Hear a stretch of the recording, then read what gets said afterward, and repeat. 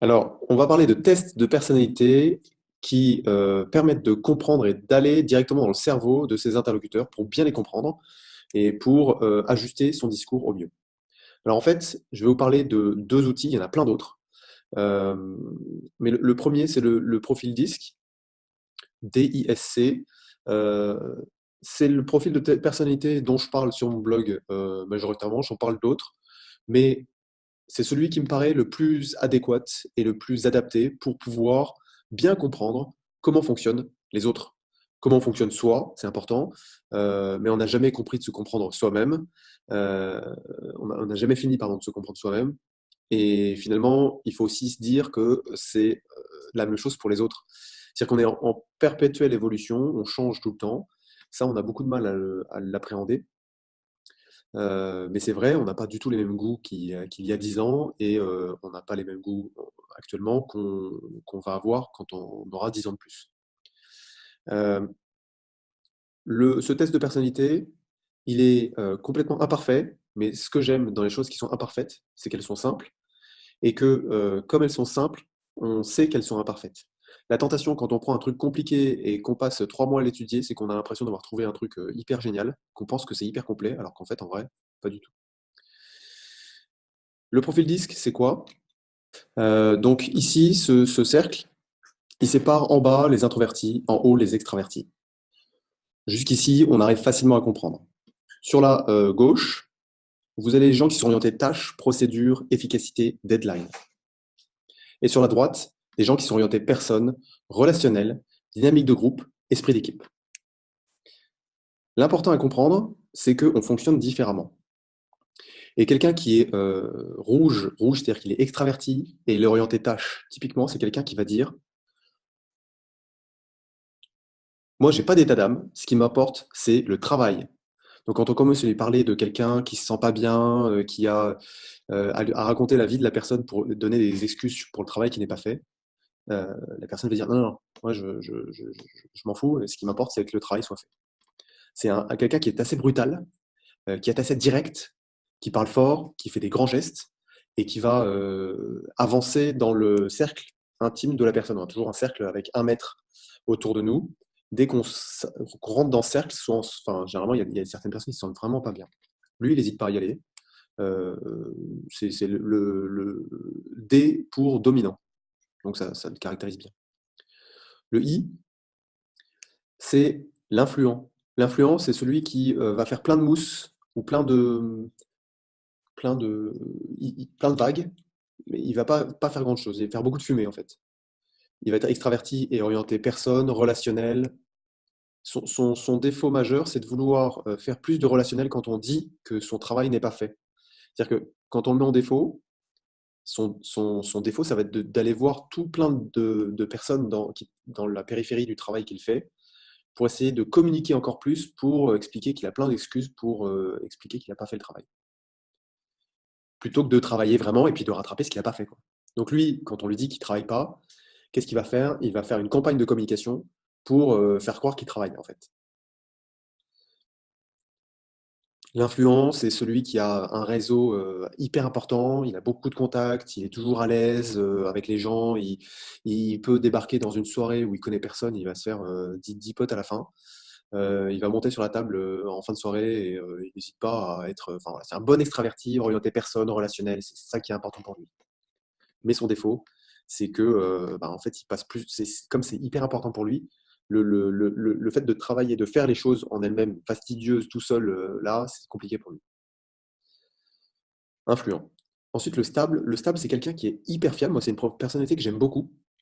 C'est quelqu'un qui est introverti et qui est orienté sur de la relation euh, profonde, intime, enfin, personnelle, qui est vraie. Non pas que l'influence soit sur enfin, si, l'influent, il est un peu superficiel. Et puis, il aime bien parler de lui. Mais le stable, il laisse toujours la parole aux gens. Il ne coupera jamais quelqu'un, ou rarement. Il n'aime pas qu'on le coupe d'ailleurs non plus. Euh, il, euh, il va être dans une véritable sincérité, une relation sincère. Voilà.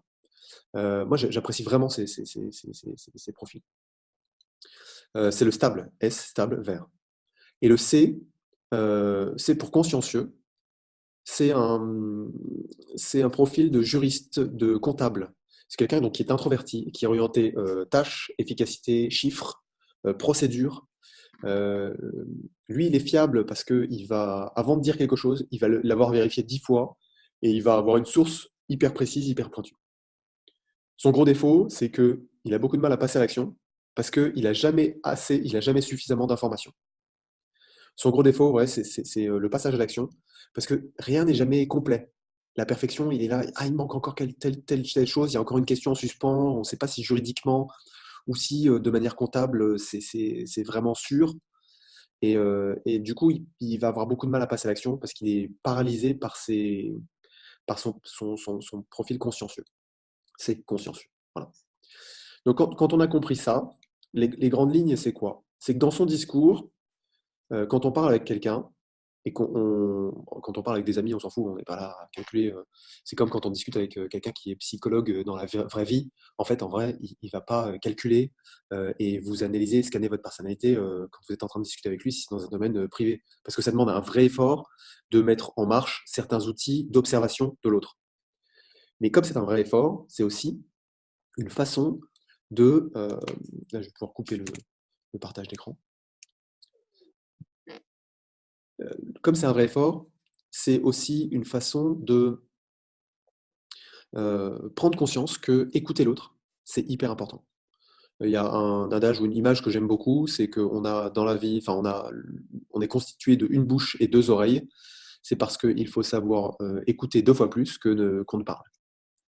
Et en fait, l'écoute, l'attention à l'autre, c'est la première démarche intellectuelle qui est nécessaire pour bien comprendre l'autre, savoir quels sont ses modes de fonctionnement, quels sont ses ressorts et comment est-ce qu'on va pouvoir lui parler.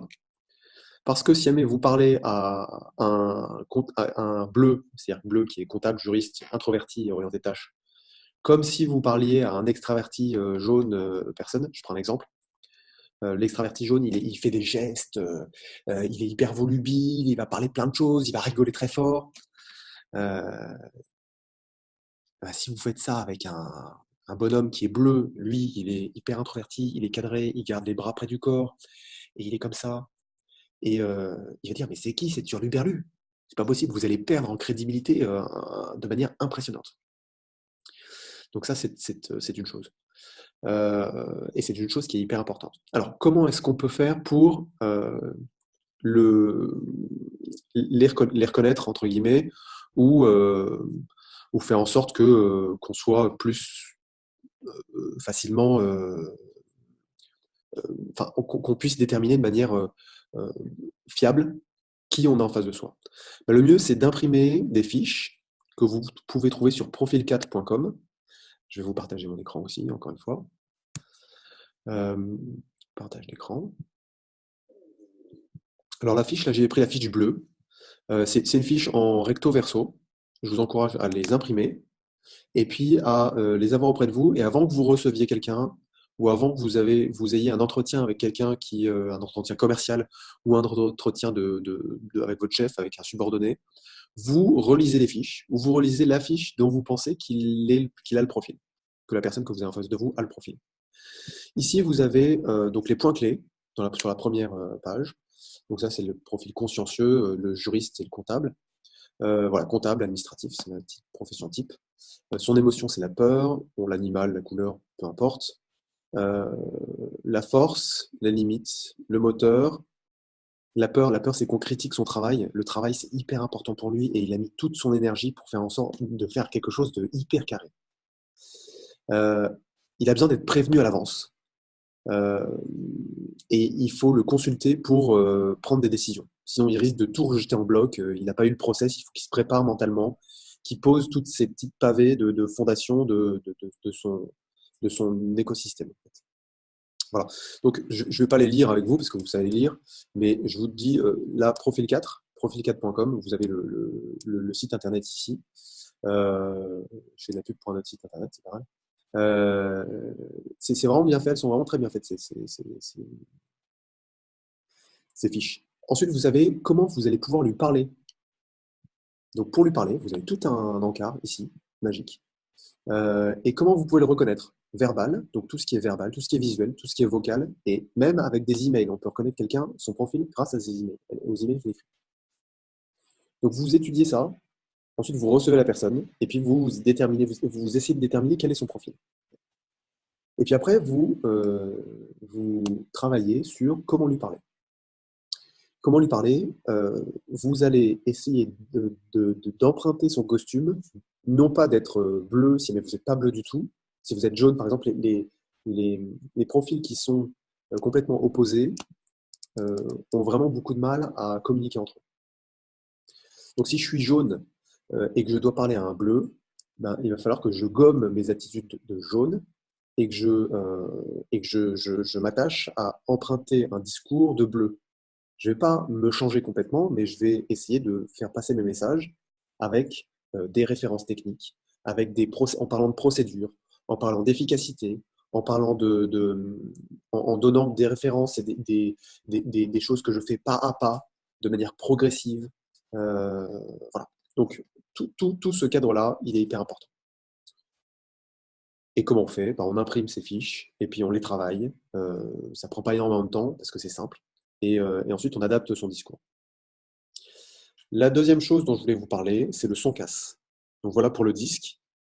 Ensuite, c'est le son casse. Le son casse, c'est quoi? C'est les motivations profondes des gens. Donc, on a une catégorisation qui est sous forme son casse, S-O-N-C-A-S-E.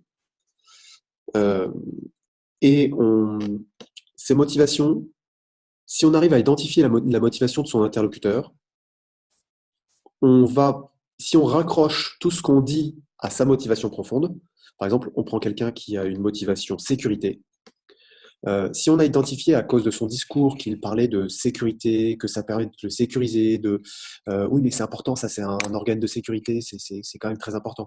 On se dit, tiens, sa motivation profonde, c'est la sécurité.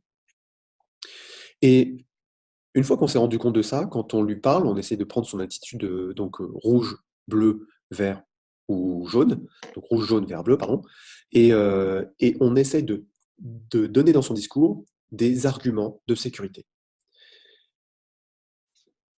Et si jamais on a quelque chose à vendre ou quelque chose à proposer, le fait de dire cette chose-là se raccroche à ce qui est important pour vous, c'est-à-dire la sécurité, eh bien, on va avoir un discours qui va avoir beaucoup plus de portée que si jamais on part dans tous les sens.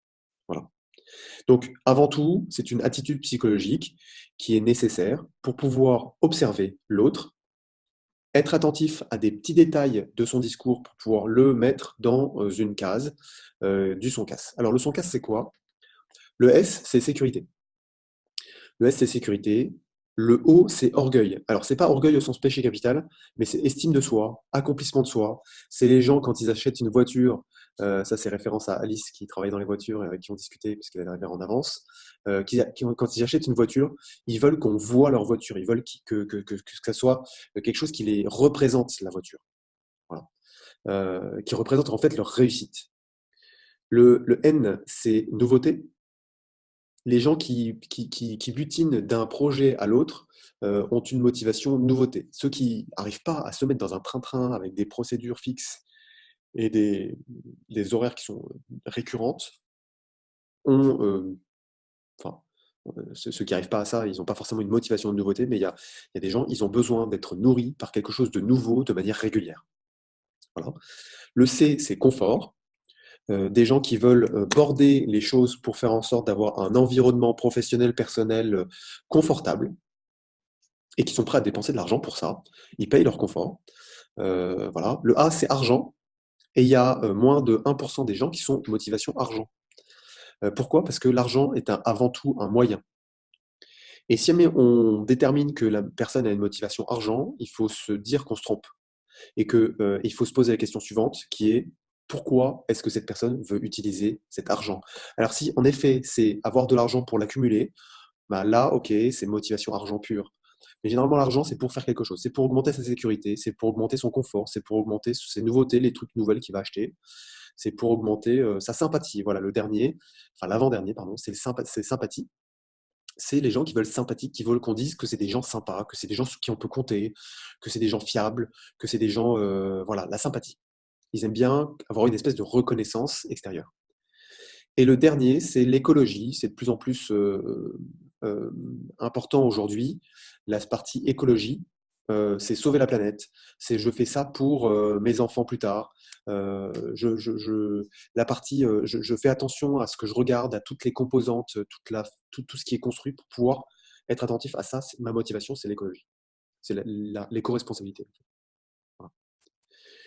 Une fois qu'on a identifié ça, qu'on est attentif à ça, on, on a, j'ai dit en vous parlant de cette conférence qu'on pouvait rentrer dans le cerveau de son interlocuteur. C'est pas qu'on rentre dans le cerveau, c'est qu'une fois qu'on l'a bien écouté, qu'on a été observateur, qu'on a pris une décision de savoir quelle couleur il était et quelle était sa motivation, on va pouvoir calquer son discours extérieur, verbal, vocal, visuel sur sa couleur, et on va pouvoir avancer des arguments qui sont reliés à sa motivation profonde. Le fait de relier à la motivation profonde, et si en plus vous dites la phrase suivante, ça a un impact qui est hyper important, enfin qui va être décuplé. Et la phrase suivante, c'est quoi? C'est parce qu'on est bien d'accord que, et là on cite la motivation profonde, que par exemple la sécurité, c'est important pour vous. Et là la personne va dire oui, normalement, sauf si vous allez se présenter d'une manière très très maladroite, mais on est bien d'accord que c'est ça qui est important pour vous. Et la personne dit oui. Et à partir du moment où la personne dit oui, et elle est d'accord avec la fin de votre raisonnement, en fait, par effet de cohérence, ça légitime la totalité de votre raisonnement précédent. Voilà. Donc, il y en a certains qui vont dire, qui vont pas être contents parce que, enfin, quand je dis ça, parce qu'ils ont l'impression que c'est de la manipulation. Alors, oui, c'est de la manipulation. Moi, j'aime pas le mot manipulation parce que c'est extrêmement connecté de manière négative, mais j'aime bien le mot influence. Après, je pense qu'on s'influence tous les uns les autres. On est des animaux sociaux. On est appelé à travailler ensemble. Pour moi, j'ai jamais un seul concurrent. J'ai toujours des partenaires avec qui je travaille. J'ai toujours des gens avec qui ça me fait plaisir d'être. Et puis, si jamais on peut avancer ensemble dans un monde meilleur et que j'ai cette vision-là et que j'arrive à faire adhérer avec moi d'autres personnes, et ben en fait, oui, ça peut être pris comme de la manipulation, mais moi je préfère dire que c'est de l'influence pour pouvoir construire ce monde meilleur qui est mon aspiration. Voilà.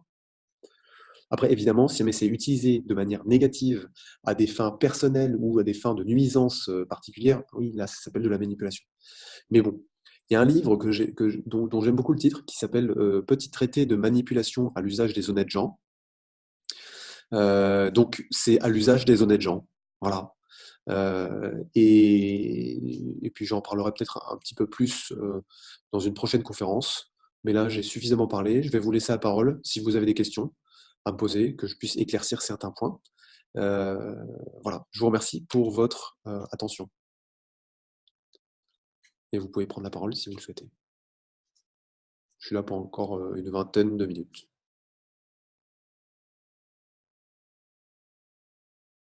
Bon, j'irais sur le terme manipulation ou influence. Ouais. Je dirais que je suis d'accord avec toi. La différence, c'est la morale que l'on met, que ce Oui, soit en vente ou quoi que ce soit. C'est à partir du moment où, comment dirais-je, on cherche une relation dans le temps avec le client. En fait, il ne faut jamais trahir le client. Il faut se mettre à la place du client. Je ne voudrais pas être trahi, donc je ne cherche pas à le trahir. À partir de ce moment-là où la relation de fond, on est correct sur l'offre, en fait, à savoir faire une offre qui correspond. On cherche à ce qui correspond le plus à son client. À partir de ce moment-là, il n'y a pas de manipulation. Il y a simplement, je pense que si on reste dans l'acte de vente, le problème du vendeur, c'est comment faire passer ses arguments et pour que l'acheteur les comprenne et les ressente, mm. pour les faire siens. Mais à partir de ce moment-là, il ne faut pas avoir de faux arguments, sinon ça devient de la manipulation. Hein. Le problème de l'acheteur, c'est en qui je peux mettre ma confiance. Donc, ça permet de trouver les canaux pour pouvoir faire passer son message, Mm. à condition que son message soit correct. Donc en fait, c'est la correction ou l'honnêteté de celui qui émet le message qui fait la manipulation ou pas. C'est pas le process. Et alors, qui permet d'augmenter la confiance pour vous? Ce qui permet d'augmenter la confiance, c'est justement d'avoir un discours vrai et c'est ce discours vrai, de le faire ressentir à l'autre à travers justement ces canaux qui permettent de le toucher plus intimement, plus émotionnellement, etc. Et à partir de ce moment, il se rendra compte que d'abord ce qu'on dit sonne juste et il se rendra compte de la valeur de ce qu'on dit. C'est ça qui génère la confiance. C'est ce qu'on appelle la congruence entre ce qu'on dit et qui on est. C'est pour ça que étudier le profil psychologique avec les couleurs, c'est bien, mais il faut pas faire le caméléon en essayant d'endosser un costume de bleu alors qu'on est jaune. Parce que là, on va se faire griller dans la foulée et la confiance va chuter parce que on se dit, mais en fait, en vrai, son discours est pas juste parce que il essaye de jouer un rôle de bleu alors qu'il est jaune. Donc, enfin, la personne ne le dit pas comme ça, mais c'est comme ça que c'est ressenti. Tout à fait. Est-ce que Anatole, Alice ou Isabella a des questions ou des remarques ou des ajouts? Moi, je suis preneur de toutes les participations.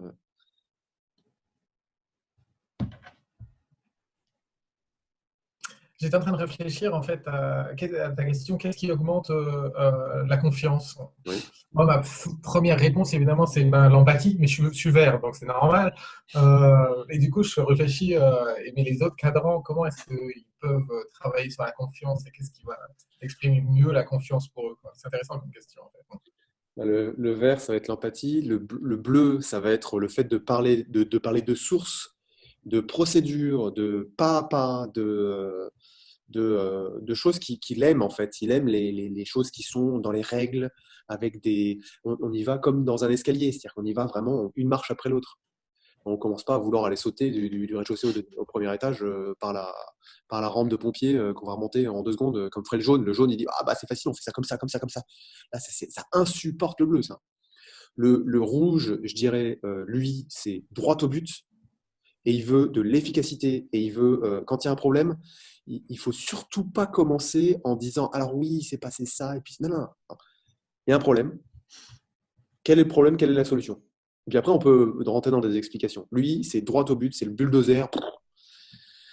Et il est hyper impatient, donc il faut aller droit au but. Et le jaune, je dirais, faut flatter son ego, ou il faut flatter sa relation, son relationnel. Il faut rire fort à ses blagues qui sont pourries. En fait, je le dis d'autant plus facilement que je suis un peu jaune, en fait, en vrai. Et il y a une blague qui est affreuse sur le jaune, mais affreuse. Enfin, une blague. Déjà, avec tout ce que j'ai dit sur le jaune, voilà, je vous ai dépeint une partie de ma personnalité qui est enfin, en fait, je suis entre rouge et jaune. Ça dépend. Je suis pas complètement jaune, hein, quand même, faut pas déconner.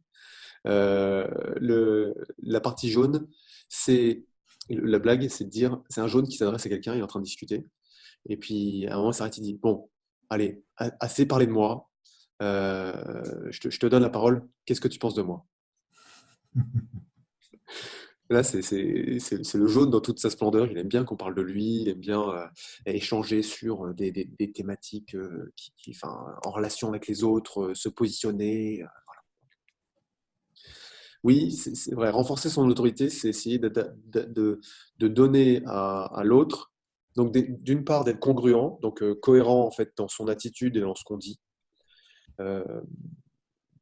Et le corps parle énormément. Pour ça, donc si jamais on veut donner confiance, on ne commence pas à se mettre en arrière quand on va vers l'autre. Voilà, si on y va vraiment. Enfin, après, c'est de la congruence parole, acte et attitude. Et puis après, c'est utiliser les choses qui sont importantes pour l'autre dans son discours. Le problème de l'autorité, il y a des leviers émotionnels qui sont importants, je pourrais en parler dans une autre conférence. Moi, je connais j'ai un moyen mnémotechnique qui s'appelle Recoso Simpotra. Bon, c'est un moyen mnémotechnique pourri, parce que je vous le dis en 2 secondes, et vous allez me dire c'est quoi ce truc. Recoso, c'est Recosympotra.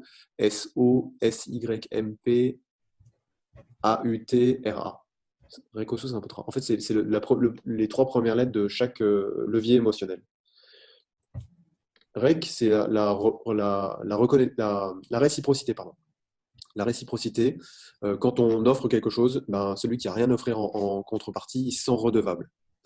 Donc, quand on offre quelque chose, quand on invite au restaurant, quand on est invité à dîner, on vient avec une bouteille de vin ou un bouquet de fleurs. Enfin, la réciprocité est hyper importante. Et, euh, et les commerciaux l'utilisent en faisant des cadeaux à des gens qui vont se sentir redevables et se dire ah ben, en fait je vais acheter ma voiture chez lui parce qu'il m'a invité au resto la dernière fois qu'on a discuté et j'avais rien acheté. Voilà. Réciprocité. Recoso, la co, c'est cohérence. Je vous en ai parlé dans la conférence là. La cohérence, c'est à partir du moment où on dit oui à un truc, si jamais il y avait tout un raisonnement avant, c'est-à-dire que par cohérence, on va valider l'ensemble du raisonnement. So, c'est la preuve sociale. Si jamais je vous dis, si vous ne me connaissez pas, je suis un illustre inconnu et c'est une chose. Si jamais j'ai 8000 abonnés sur Facebook, sur ma chaîne YouTube, ce qui est le cas actuellement, que j'ai une page qui a 10 000 personnes, que je suis passé à la télévision, bah, ça donne une preuve sociale qui me donne une autorité. Donc l'autorité, c'est le levier émotionnel suivant. Recoso, sympathie. Après, c'est autorité. Sympathie. La sympathie, c'est les gens qui ont le sourire, ils sont sympathiques et ben, on a envie de les aider. Donc, moi, il y a plein de gens qui veulent m'aider. C'est impressionnant. J'ai toujours eu de la chance dans la vie parce que je suis quelqu'un qui a le sourire. Et je vois le côté positif des choses. Et la sympathie, rien qu'avec un sourire, c'est magique. Et ça, je ne fais même pas exprès. Bon, je suis un peu jaune, je souris tout le temps, je fais des blagues de merde, mais c'est pas forcément ça qui fait que j'ai le sourire. Voilà. Ensuite, c'est l'autorité. L'autorité, c'est la blouse blanche. Là, c'est l'expérience type. C'est bon, celui qui est passé sur BFM Business. Je mets une photo de moi où je suis sur le plateau de BFM Business. Ça donne une espèce d'autorité. L'uniforme, ça donne une autorité. Mais l'archétype de l'autorité, c'est l'expérience de Milgram, où on demande à des cobayes d'appuyer sur des boutons qui donnent des décharges électriques à un mec qui simule des décharges électriques. Et la personne, il y a des gens en blouse blanche qui lui disent d'appuyer sur des boutons de manière progressive et il ne peut pas revenir en arrière. Il est obligé d'augmenter l'intensité des décharges électriques. Et il y a 80% des gens qui font jusqu'à des décharges létales. Donc il y a bien marqué vert, jaune, rouge et rouge, danger de mort. Il y a marqué danger de mort. Et bien les gens continuent à appuyer parce qu'il y a des hommes en blouse blanche qui leur disent qu'il faut appuyer. Alors que si jamais le mec de l'autre côté qui est branché sur les électrodes, il meurt, qui est-ce qui aura tué le bonhomme? Bah, c'est celui qui a appuyé sur le bouton. Donc, en fait, mais ils font pas la corrélation, c'est juste qu'ils font confiance à un bonhomme en blouse blanche, et là, puis on peut leur faire n'importe quoi. Enfin, on peut leur faire faire. Je suis sûr que si jamais on vous avait pas raconté ça, enfin moi, si on m'avait pas raconté ça, si j'étais pas au courant, si j'avais pas creusé là-dedans, j'aurais été capable de tomber dans le panneau. S'il y a 80% des gens qui l'ont fait, ils sont tombés dans le panneau pour ça. Enfin voilà. Bon. Et rare, c'est la rareté. À la rareté, c'est magique. Il y a une expérience qui est faite où vous prenez le même paquet de gâteaux, vous le mettez dans une corbeille avec tout le paquet de gâteaux dans une corbeille, puis ensuite vous en prenez un et vous le mettez sur un plateau, un seul. Et vous présentez les deux à un groupe de personnes individuellement et ils doivent goûter les deux gâteaux. En fait, c'est les mêmes gâteaux en fait en vrai, mais ceux où il y en a plein, ils seront moins bons que celui qui est sur un plateau, tout seul. Donc l'effet rareté. Voilà. Donc Recoso Saint-Potra. Ça, c'est moi la façon dont mon moyen mnémotechnique pour m'en souvenir. Et puis après, dans son langage commercial, dans sa page de vente, dans son attitude, dans ce qu'on dit, dans ce qu'on fait, si on veut vendre quelque chose, il faut essayer de se dire quels sont les leviers émotionnels qui sont, sur lesquels j'appuie dans mon discours de vente ou dans ma page de vente ou dans mon flyer ou dans voilà.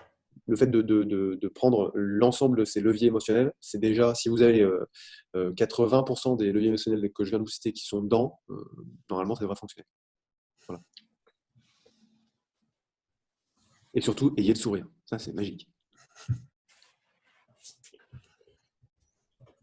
Voilà. Est-ce qu'il y a des remarques ou des questions ou des sujets? Est-ce qu'il y a des sujets que vous voulez que j'aborde, par exemple, sur une prochaine conférence? Vincent, Anatole, qui ont osé prendre la parole. Félicitations. Ouf. Pourtant, je suis humble de nature et j'ai eu du mal, tu comprends, à prendre la parole.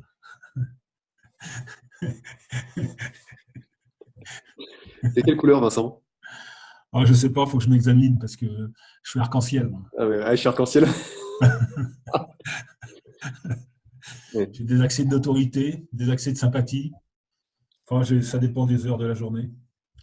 Ah, mais en fait, ça c'est vrai, ça c'est vrai. Moi, je suis on peut avoir des dominances qui sont conditionnées par l'environnement. Quand on est dans un environnement professionnel, on va avoir une attitude ou un profil dominant qui peut être différent de son profil personnel. Moi, je suis plus rouge quand je suis enfin, j'étais, parce que je suis plus dans l'armée, mais quand j'étais dans l'armée, au boulot, j'étais plus rouge, le bulldozer qui est impatient, qui veut que ça aille vite, qui veut des résultats, qui veut qu'on lui parle de problèmes et de solutions. Le reste, c'est de la poésie. Euh, euh, Après, et à la maison, je suis plus jaune, enfin dans mon relationnel personnel, je suis plus jaune. J'aime bien qu'on parle de moi. Ça c'est horreur. Quand j'ai lu les trucs et j'ai cherché, j'ai dit, ah, c'est affreux, c'est affreux. Oui, c'est dur de se regarder alors. Ouais, c'est dur de se regarder. Mais en fait, on n'a jamais fini de se comprendre soi-même. C'est pour ça que se dire qu'on va mettre les gens dans des cases qui se limitent à quatre, c'est quand même illusoire. Mais c'est déjà un super début d'attitude, d'écoute et d'observation de l'autre. Ça, les verts, ils ont l'habitude, enfin, ils sont assez introvertis, du coup, ils vont observer vraiment, et c'est plus facile pour eux. Mais pour un jaune, rouge, un extraverti, pour lui, c'est la volonté qui prime. Il va faire le bulldozer où il va être dans une logique relationnelle, éparpillée. Il est plus. Le fait de s'arrêter, de se poser et de se dire il faut que je regarde l'autre et que je sois attentif à des détails pour pouvoir. Pour que mon discours porte, c'est déjà une super méga démarche intellectuelle. C'est la base. Voilà. Bon, le temps que je raconte les deux, trois trucs là que je viens de dire, est-ce que vous avez eu des super idées pour une super méga conférence la semaine prochaine? J'ai réfléchi à pouvoir inviter des gens qui ont eu des compétences particulières dans certains domaines. Je pense que je vais le faire, quitte à le faire avec quelqu'un sous une autre forme. Là, le jeudi à 13h, visiblement, tout le monde doit faire autre chose. Parce que là, j'envoie mon mail à plein de monde. Après, c'est vrai que c'est rediffusé en replay sur ma chaîne YouTube depuis peu. Mais je le ferai peut-être en soirée, sous un format webinaire simple. J'y réfléchis, il faut que je prenne une décision, faut avancer. Voilà. Mon objectif, c'est la fin de la conférence, ce que je disais, c'est que moi je travaille pour un monde meilleur et je donne des choses de ce type-là pour que les gens arrivent à se parler entre eux de manière simple euh, euh, et voient tout le positif qu'on peut voir. C'est-à-dire que celui qui pense qu'il va se faire bouffer par les autres, il n'a rien compris. C'est-à-dire que, ok, il va peut-être se faire bouffer sur un certain point, mais si jamais il pense les choses différemment, il va trouver 10 milliards de partenaires avec qui travailler. Et surtout, il va trouver sa méga compétence sur laquelle il va pas pouvoir, enfin, personne ne va pouvoir le mettre en compétition là-dessus. Euh, Enfin voilà. Donc moi, j'aspire à diffuser ce type de message, à faire en sorte que, en termes d'attitude, les gens s'écoutent, euh, parce qu'il n'y a que comme ça qu'on arrivera à avancer et qu'on arrive à justement créer des opportunités et des partenaires. Et puis voilà. Donc j'y réfléchis. Si vous avez des suggestions, vous avez mon email, vous pouvez m'écrire. Et puis je vous dis à très bientôt, sauf s'il y en a qui veut prendre la parole, parce qu'il reste encore 5 petites minutes.